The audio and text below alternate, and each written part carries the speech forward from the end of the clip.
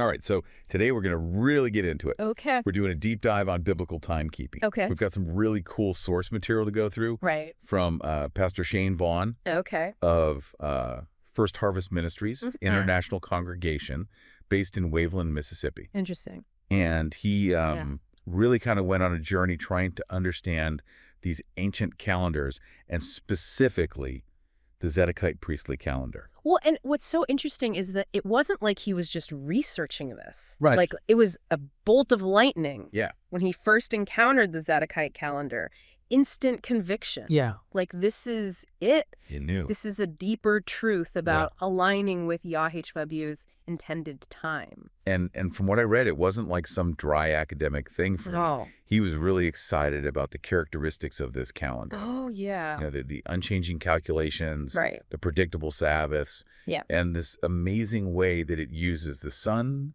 and the moon and the stars. Right. Like all of it together. All of it together. He even saw it as like potentially unifying Yeah. the scattered tribes of Israel. You can feel that in his writing. Yeah, totally. But here's the twist. Yeah. He initially was convinced that this calendar was perfect. Uh-huh. No need for tweaks. Interesting. No adding or subtracting days Okay. to keep it in sync with the seasons. Great. You know what that's called? Intercalation. Intercalation, yeah. Right.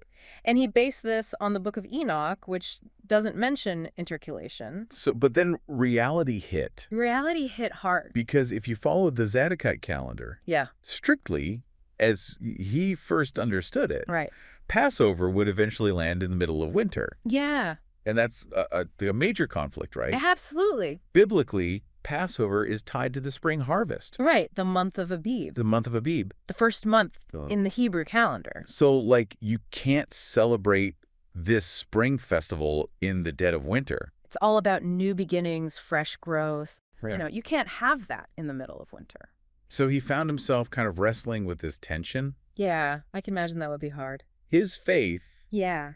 in the calendar's divine accuracy Mm-hmm. versus what he was observing in the natural world. Exactly. Like his faith was forcing him to question his initial assumptions. It is, and this is where it takes a turn. Yeah. He goes back to the book of Enoch, Okay. searching for answers, and this time he notices something he hadn't before. Oh, really? This strong emphasis on stars, Okay. what Enoch calls the heavenly luminaries. Interesting. And that sends him down this rabbit hole of how ancient civilizations used to keep time. Okay. And he learns about sidereal time, Uh-huh. which is based on the positions of the stars as opposed to solar time, Right. which is based on the sun's position. So like a sundial? Kind of, but more like the Earth's rotation in relation to the sun. Okay. Whereas sidereal time is all about the stars. Gotcha. So it's a different reference point. Exactly, and that seemingly small distinction is key. How so? A sidereal day, measured by the stars, Okay. is actually about 3 minutes and 56 seconds shorter than a solar day, Wow. Okay. the one we're all used to. Right. That might not seem like much. Yeah, 3 minutes. Who cares? Yeah.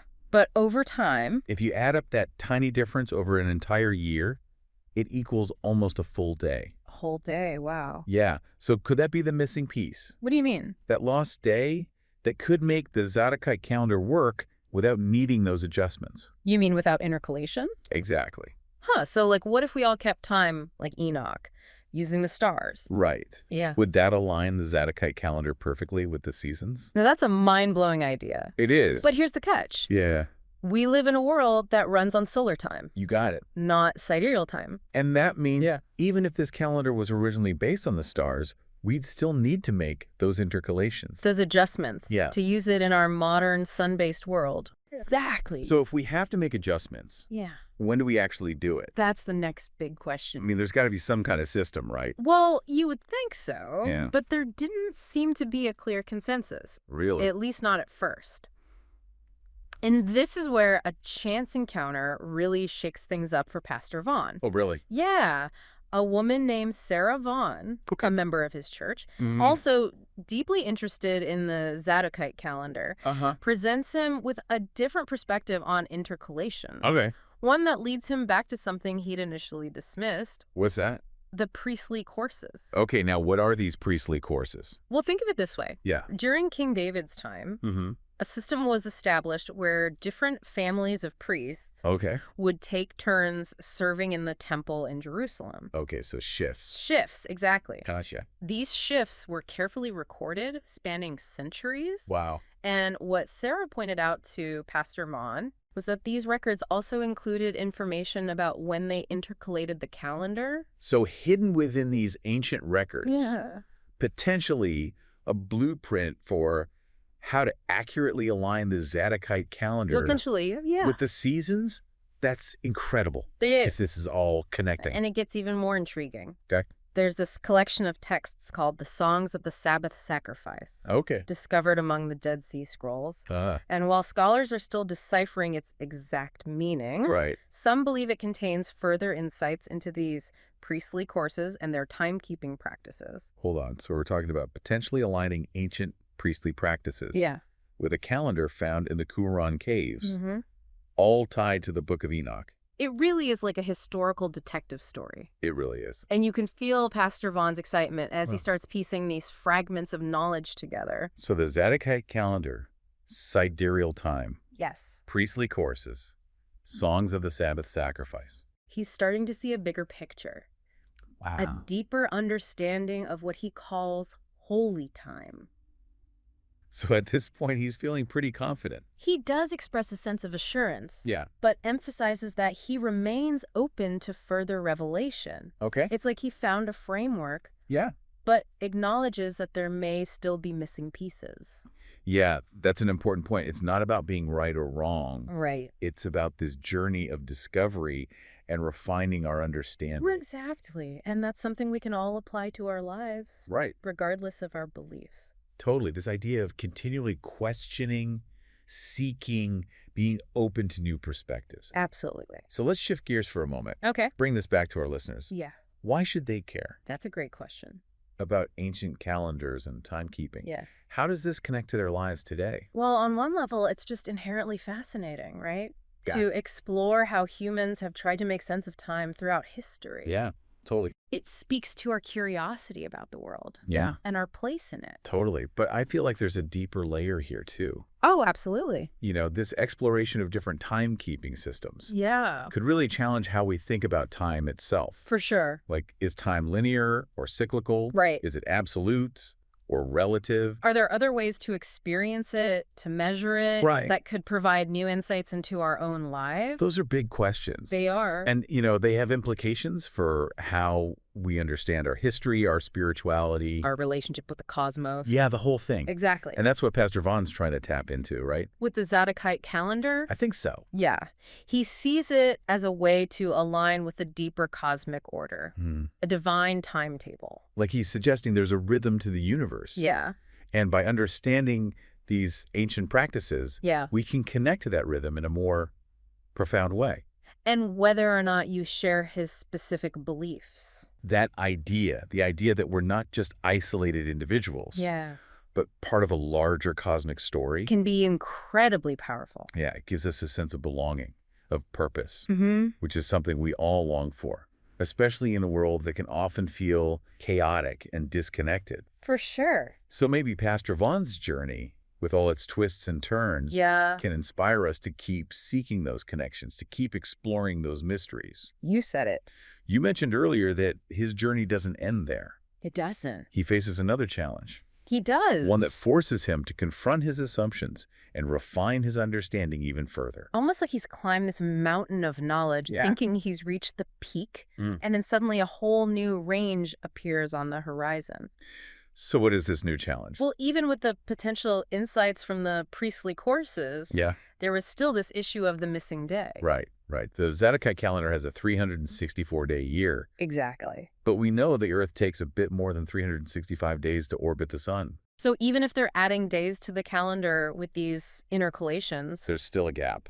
that's right. Mm. And this is where his earlier discovery about sidereal time Huh? really comes back into play. Yeah. He realized that if this ancient calendar was truly designed using sidereal time, Star time. yes, star time, Yeah. those missing hours wouldn't be a problem at all, Because a sidereal day is just a smidge shorter than a solar day. right? So those tiny differences would balance out over the year.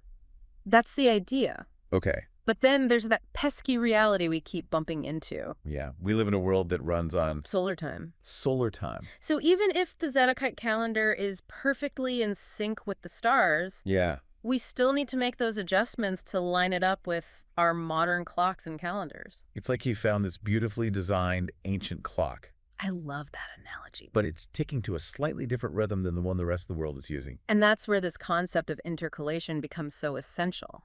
It's the bridge between those two systems of timekeeping. It is. So how does Pastor Vaughn reconcile this? Well, in a way, he does. Okay, He comes to accept that intercalation is unavoidable. if we want to use the Zadokite calendar today, In our current world, yes. practically speaking. But he also emphasizes that if we were to keep time, like Enoch, Using those sidereal days. yes, Yeah. those adjustments wouldn't even be necessary. So is he saying that there's a right way to keep time? It's more nuanced than that. Okay. He's presenting these two perspectives, Uh-huh. the ideal sidereal-based calendar Yeah. and the practical solar-based calendar that we have to use for everyday life. Right. So he doesn't shy away from the complexity. He doesn't. And that complexity is reflected in his ministry too, right? I think so. He encourages his followers to understand those deeper principles of sidereal time, Uh-huh. but also acknowledges that we have to make those intercalations in our modern context. Yeah, it's a balance between holding on to those ancient truths and navigating the realities of the world we live in. And that's a powerful lesson for all of us, It is. whatever our beliefs. It reminds me of something you said earlier. Oh, yeah. It's not always about finding the one right answer, Yeah. but about embracing that complexity and being open to different perspectives. Cool. So as we wrap up this deep dive Yeah. into Pastor Vaughn's journey, What stands out to you the most? his unwavering curiosity. Even when it leads him to question his own conviction. Exactly. He starts with this rock-solid belief in the Zadokite calendar. Yeah. But along the way, he encounters these contradictions and challenges Right. that force him to re-examine what he thought he knew. He even admits when he's wrong. Yeah. Like realizing that intercalation is necessary. That kind of intellectual humility is rare. You're right. It shows that this wasn't about ego or proving a point, Right. but about genuinely seeking truth.